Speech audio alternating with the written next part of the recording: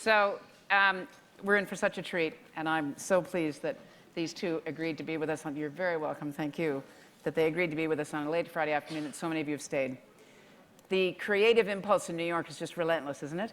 And we had that fabulous reading last night of the play about Penn, and now we're going to be treated to something that's really focused on what's part of the heart and soul of New York City, the story of Jane Jacobs and Robert Moses, and that tension that we continue to live with and continue to celebrate, I think, and continue to generate interesting discussions. But before we do that, I need you to help me acknowledge the people that really made this summit happen. I want to thank our sponsors again, and I want to thank all of you for hanging in and being part of this great movement for a livable, resilient New York, and all our international partners that traveled from other continents to be part of this and who will be with us tomorrow for the Urban Thinkers Campus. And we have many, many volunteers who've been involved. We have a production company, obviously, that helped us. But we have 3 key staff members who've been extraordinary in what they've done, and I'm hoping they're there. Are they there? So I want you just, if you'll indulge me, to acknowledge Stacey Anderson, Michael Ryan. Here's Stacey, and Michael Ryan and Jamie Olin. Go out to the front, out to the front. Give them flowers. These are the summit producers. They're fabulous. 155 presenters, 50 sessions, 97,000 gazillion details. They work tirelessly. They pursue everyone. They're extremely thoughtful about all the content and to try to curate for you a narrative so that it makes sense. When you leave today, you'll be exhausted, but you'll start to see how they've made connections about how a diverse city works. And so thank you very, very much for your contributions. Thank you. And interestingly, once they recover tomorrow and Sunday, Monday they start on what you're about to hear about, which is Jane Jacobs at 100. We talked a bit about it for those of you that were here last night at the Jane Jacobs Forum, and we want to challenge you now to watch this video and then celebrate this wonderful piece of art that you're going to see played out in front of you as an example of all the fantastic things that we think should happen next year from May to October to celebrate the wonderful legacy of Jane Jacobs. And we think that New York should be putting together all sorts of activities, exhibitions and walks and bake sales and whatever it is you want to do, anything in your neighborhood that for you exemplifies the legacy of Jane Jacobs and why her ideas continue to resonate for you and where you want to see them promoted and how we build cities. And that's what Jane Jacobs at 100 is all about. And I want you to watch this film with us, and then you'll be so, so happy to, and we're so fortunate to have with us Joshua Frankel, the director, and Judd Greenstein, the director, who are going to give us a little sneak peek of the performance called An Untitled Opera about Robert Moses and Jane Jacobs. So Jane Jacobs at 100 will roll, and then you'll hear the opera, and then we're going to have a drink. Thank you very much.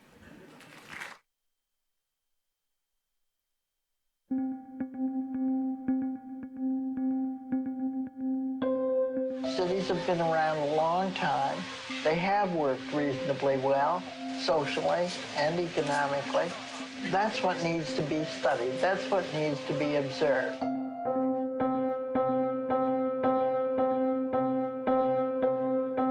Progress on the part of the population is reflected in the neighborhood.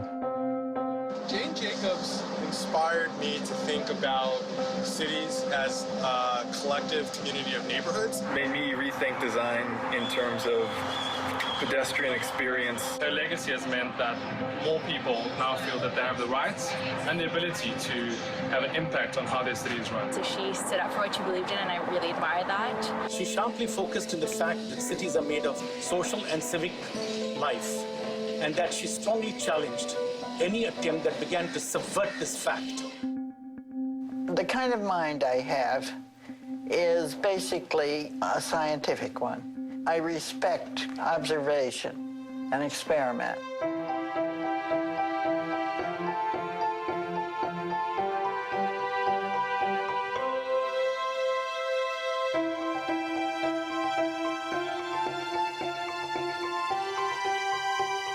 The greatest asset that a city neighborhood can have is something that's different from every other place.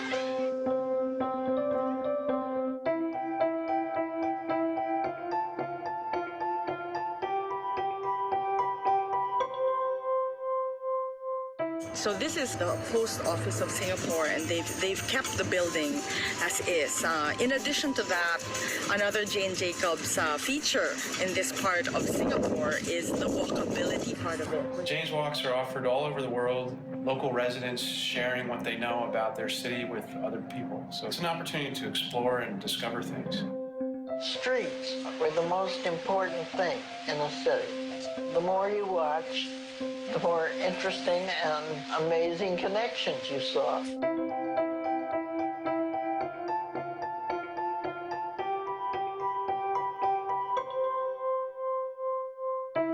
Being out among strangers creates a kind of privacy through anonymity.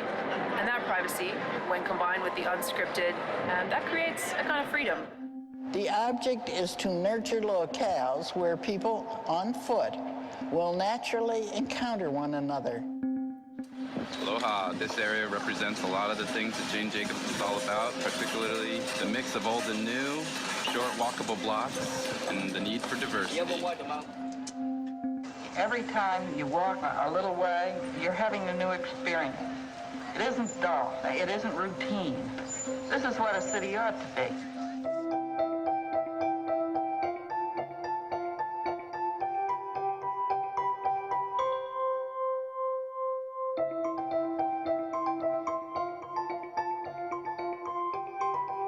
This building was abandoned a few months ago, and now it's back to life. And we truly think that Jane would love that. Solutions to city problems come from people who understand the problems firsthand and who have new and ingenious, offbeat ideas.